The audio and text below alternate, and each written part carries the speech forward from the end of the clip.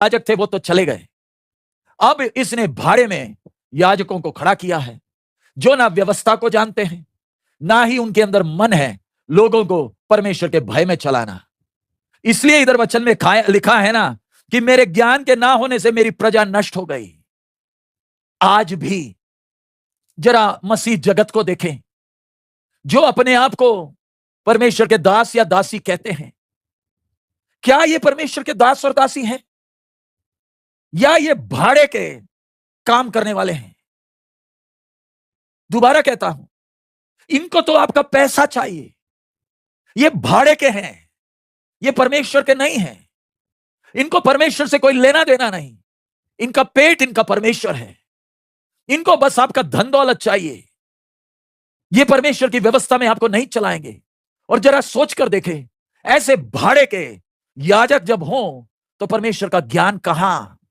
लोग तो बर्बाद ही होंगे। आज यही हाल है ना मसीह जगत में, लोग जो बर्बाद हो रहे हैं, परमेश्वर का वचन का ज्ञान नहीं, अज्ञानता के कारण। जरा देखें ना हालत क्या हो गई है। चौथा अध्याय का 12वां वचन जब हम पढ़ते हैं, चौथा अध्याय उसका 12वां वचन जब हम पढ़ते हैं, मेरी प्रजा के लोग काठ के पुतले से प्रश्न करते हैं और उनकी छड़ी उनके भविष्य बताती है, क्योंकि छिनाला करने वाली आत्मा ने उन्हें बहकाया है और वे अपने परमेश्वर के अधीनता छोड़कर छिनाला करते हैं।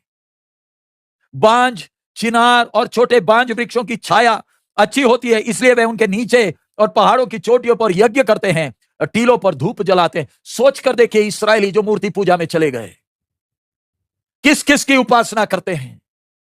सच्चे परमेश्वर की उपासना करने वाली प्रजा। जो पत्नी छिनालापन करने लगी, लोगों के प्यार के पीछे भागी, आखिरी में मूर्ति पूजा में पहुंच गई है। इसकी हालत कितनी बदतर हो गई। 5वां अध्याय उसका 3रा वचन, मैं प्रेम का भेद जानता हूं और इस्राएल की दशा मुझसे छिपी नहीं है।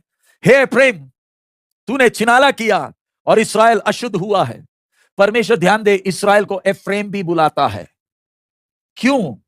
इन 10 गोत्रों में सबसे पहले गुलामी में जो गया वो एफ्रेम है।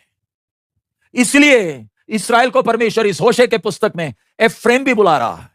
एफ्रेम गोत्र अकेला नहीं, पूरे इस्राएल के 10 गोत्रों को प्रभु बुला रहा है। और इधर कहता है, तू अश्लीलता में चले गई, तू छिनाले में चले गई। सबसे पहला आरोप अज्ञानता, नंबर 2 मूर्ति पूजा, नंबर 3 अशुद्धता, छिनालापन।